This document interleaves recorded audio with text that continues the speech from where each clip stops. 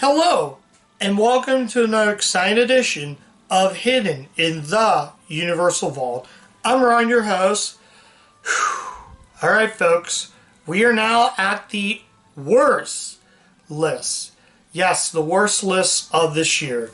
And this list was not really as hard. This one wasn't a tough list, like my best stuff that you guys just watched. But this is actually what I consider the worst movies ever made. These are sort of the cream of the crop, the dumpster fires, the worst movies of 2024. These movies I really wanted to like, but they were just terrible. And some of these movies I sold and got rid of because they were bad, and I'm not going to keep them. Bad as in either got 1 star, they got 2, maybe they got 3, and I decided not to keep them. Who knows what they got? So, first off, I want to talk about honorable mentions. I usually do 10. I got 4 this time because there wasn't a whole lot of movies that I really didn't like. And in fact, the 10 that I picked were already on the list. So let's go ahead and do the honorable mentions. So here are my honorable mentions for the bad movies. Burn on Wire, that's a 1990 movie, Mel Gibson and Goldie Hawn. This movie was just obnoxiously annoying. I really wanted to like this because I do like both of these actresses, but both of these cast. Goldie Hawn, Mel Gibson, what could go wrong? Well, there's certainly lots of things that go wrong. But I have 4 reviews of these, so link will be in the bottom of the video. But yeah, I don't want to get much. It was also weird to see Goldie Hawn in lingerie and Mel Gibson in his underwear, which is just weird. But that's Burn on a Wire. It's trying to be a comedy, it's very bad. The climax is not very good. So that's an honorable mention. Man of the Year of Robin Williams. Another example of why I don't like Morgan Creek as a movie studio. The problem again is Robin Williams just isn't funny. He's just not given the right script. I know some people like this. You also had Barry Levinson, who directed this movie. And you think Barry Levinson, Robin Williams. But no. It seemed like later Robin Williams are just not that good. Man of the Year he becomes a governor who wants to run for president, that kind of thing. So that is what that movie is. Honorable mention. Now I have 2 Land Before Time movies. One will be on the list. One will be in honorable mentions. The first honorable mention is Journey to Big Water. This one came out in, I believe that was 2001. Oh, Man of the Year was 2006. Journey to Big Water was 2001. It had good ideas, and I liked the Great Valley being in the snow, so it made the Great Valley look like the Himalayas. But the problem is it didn't bring anything new to the table. Once again, Littlefoot he's just an errand boy. For some reason, they don't seem to get the Littlefoot character right in the later films. Littlefoot, as I said, he's a compelling character in the original. Here, he's just an errand boy. I never really found interest. I like the idea. Robert Gilmore as the main dinosaur that they meet is just essentially Mufasa in the Land for Time universe. So, yeah, it's not bad, but it's one of the ones that I can tolerate. But yeah, that one, it's okay for what it is, but I'd probably say just skip that one. And the last honorable mention, and this is the 4th honorable mention, Sgt. Pepper's Lonely Hearts Club Band. It's not terrible, and there's some good ideas. I think some of the singing is good. But trying to take an album and make it into a stage play and then turn it into a feature film can show you that. I think the songs are really good. I thought C. Martin was the best part about this movie. The song he did, Maxwell Silverhouse, which is his character, he's great. He can actually sing. But the whole entire cast phones it in. It's very bizarre. Lucy and Sky Diamonds is weird. The song Get Back, Aerosmith was cool. Aside from only those positives, I can't recommend this one. It's not terrible, but I would say just go listen to their albums and you'll have a better time there. Now that's out of the way, let's actually get to the worst list. So I had 4 honorable mentions. That's pretty short. Normally I do 10, but let's actually get to the 10 worst. And this was a pretty easy list. I had to kind of change some things, so let's get down to it. Number 10, The Car, Road to Revenge. This movie is flat out boring. A sequel based on a cult classic, which I'd never seen. It has a lot of pretension, but this movie is just Gorefest 101. No plot, no story, characters are wooden, flat, and don't even care. Huge dumpster fire, and that's really what this movie is, pretty much. I don't have much to say about it. Car just goes out and basically kills people. That's it. Number 9, this is a movie from a franchise that I actually like, but this is the weakest one in the series, and that's The Skulls 2. I actually think The Skulls with Paul Walker was good. Was a good movie. Skulls 2 was one of the only one series that was R, but it was only R because it had a topless scene. That's it. Other than that, it's flat and boring. That's why I feel like the original Skulls is good. Skulls 2 is the worst. Skulls 3 was actually surprisingly good. That one almost made on my best list. But Skulls 2, again, had a lot of potential, but it fell flat. So I don't have much to say about that one. Number 8 is actually the 4th in the American Tail series, and that's An American Tail, Mystery of the Night Monster. Out of all these American Tail direct-to-videos, this one's probably the worst. Now, I have actually gotten comments on YouTube about why I dislike this movie. But hear me out again. The reason I don't like this movie is because of the main villain. A purple poodle makes really no sense. Aside from a few moments in it, like the scenes with the few moments in it, mostly the scenes, I'm trying to think of what I remember because this was pretty bad. The scenes with Baby Yanish is cute and all that. That's one positive. I feel the animation is pretty good, but when you have a flat film with the main villain being a purple poodle, you got yourselves a terrible film. This isn't bad, but it's not good. It's the worst in the series. I can watch 3. Fogger's West will always be my favorite film in that series. 3 was decent for what it is, but I feel Mystery Night Monster didn't really bring anything new. The voice cast is solid, but more or less nothing new. Yeah. Number 7, let's go to prison. This is a disappointment from, I believe, Bob Odenkirk. Bob Odenkirk can actually is pretty funny. Basically, Dax Shepard, he goes to prison, and it's supposed to be this prison comedy, but I don't feel like a prison comedy. It was trying to model after Half-Baked, but I felt that movie, and I haven't reviewed it on the channel, but I've seen it before. I thought elements of that was good. It was a great idea in pen and paper, but in the end, it's just flat. Again, I have full reviews of these, so if you want to check out the full reviews, I'll have links on the bottom for these videos.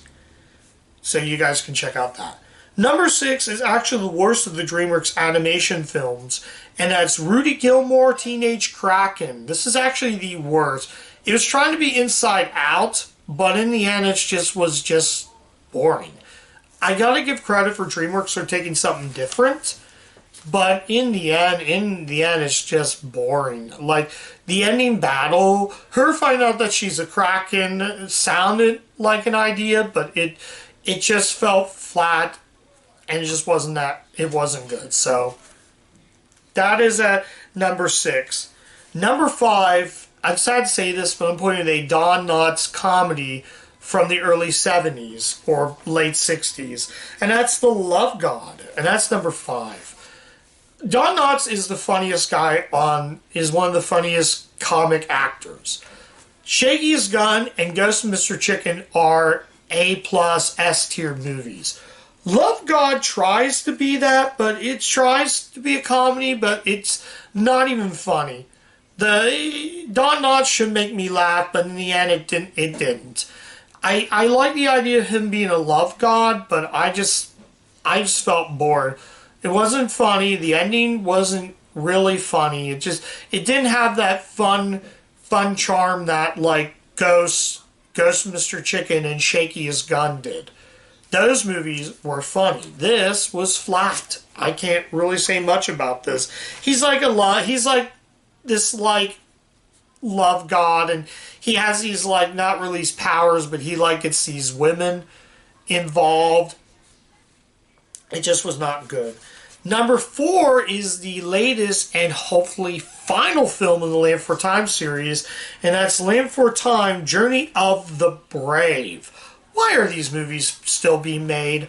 I don't understand why.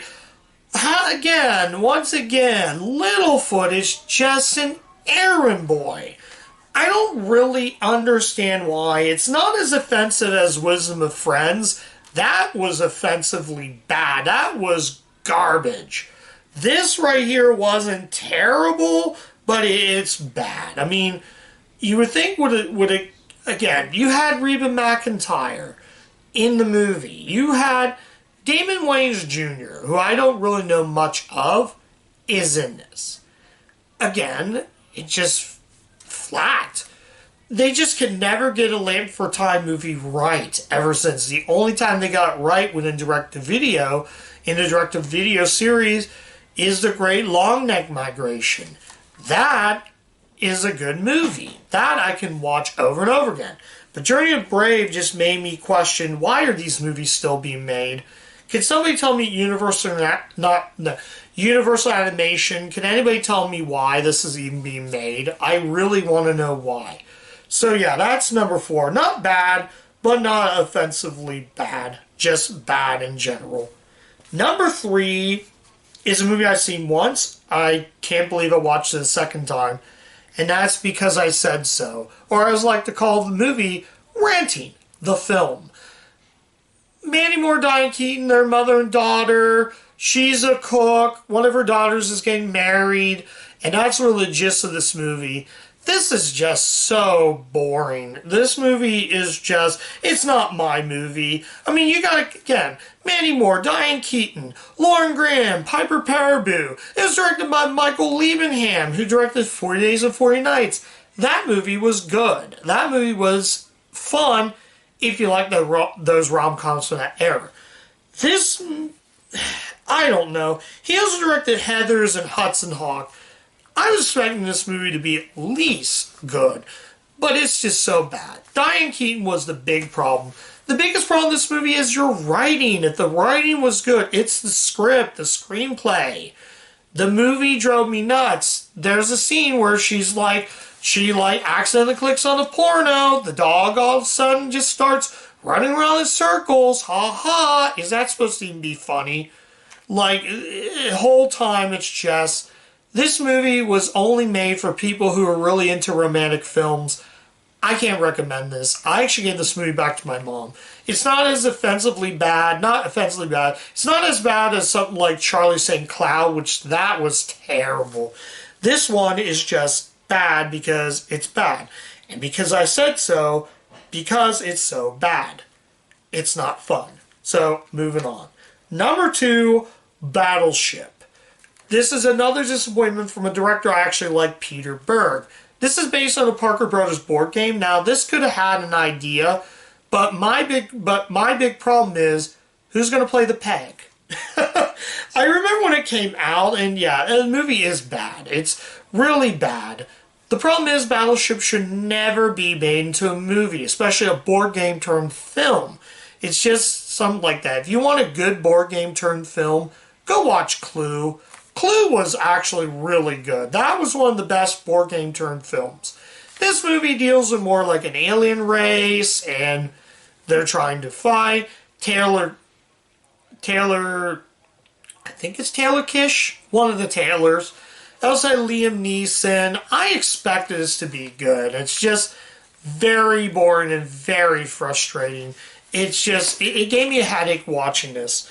But that was number 2 on the list. Just, if you're smart, I hope Hasbro gets a movie right this time. They never get movies right. It was trying to be like the Transformers movies. I avoid this movie at all costs. A big disappointment because every movie Peter Berg has ever made, including this movie, Friday Night Lights, are great. Battleship is probably his worst. I would never watch that movie again. Again, it's really, really bad. Just BAD, bad. If you want to know the full review, I caution you to watch my review of it. It is really bad. And it made me wish that Peter Berg would make better movies. It's your script. And I don't think the idea of turning into a board game was a good idea. Number 1, Kidnapped. Halle Berry just drove me absolutely nuts in this movie. I really wanted to pull it out. Basically, her son gets kidnapped, and she's trying to figure out what's going on, and her son gets kidnapped, and all the time she just bickers, yells, argues, and she's trying to get her kid. It's also trying to be a home invasion film. And the film like Breaking In or Strangers did it better. This movie is just absolute garbage. This is one of the worst movies of the year, and I can't believe I even sat through this terrible, terrible dumpster fire of a movie. Just avoid Kidnapped. You want to see my full review, I'll link on the bottom of the description. In fact, I'll have a link on the bottom with all my reviews that are on this list. So, that's it, guys. Well, I feel good tearing apart these movies. Even the honorable mentions, I feel good about that. But yeah, anyways, and that's it, guys. That is my whole list. Like I said again, it's been a great year reviewing these films. I had a ton of fun reviewing it. I look forward to 2025 and see where we can go from there. So, for the last time, guys, and I'll have 2 more videos coming up near the end of the month. So, yeah, if you're watching, I'm recording these early. And yeah, so my battery's almost dead. So yeah, let's say it one more time, guys. And as always, keep watching those Universal movies. And I'll catch you guys next time. Bye.